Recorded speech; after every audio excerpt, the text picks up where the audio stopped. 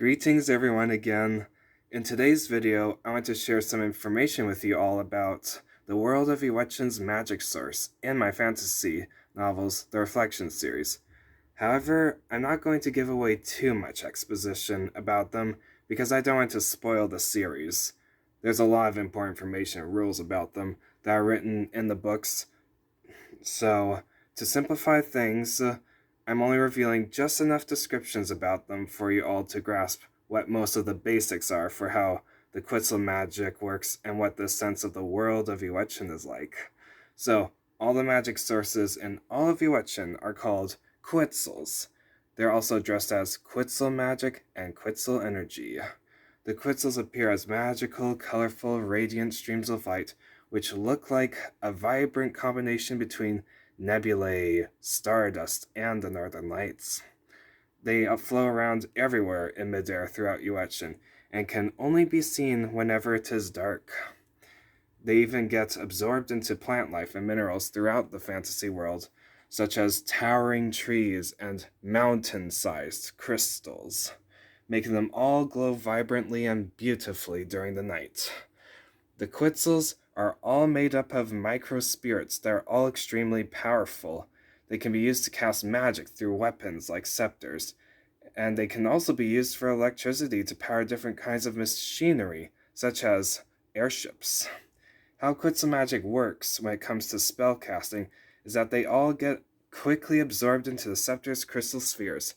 Yes, they can do that, since their matter is as light as air, while they're unused ordinary Qwitsuls. When the wielders of the scepters cast any Qwitsul spells, the Qwitsuls will flare out of the scepters and transform their matter into different kinds of elements that they can use against the enemies.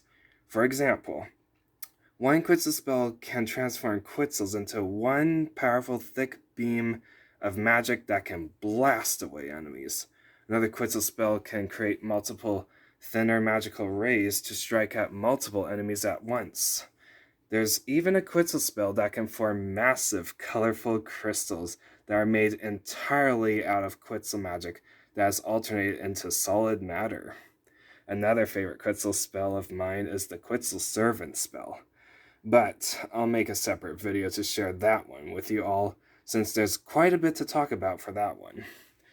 Anyways, there are many more intriguing Qwitsul spells in the Reflection series than the examples I've described, especially in the third book of the Reflection series, but I'll let you all experience them for yourselves as you read the novels. Now, what happens to the Qwitsuls after their powers have been used up, you ask?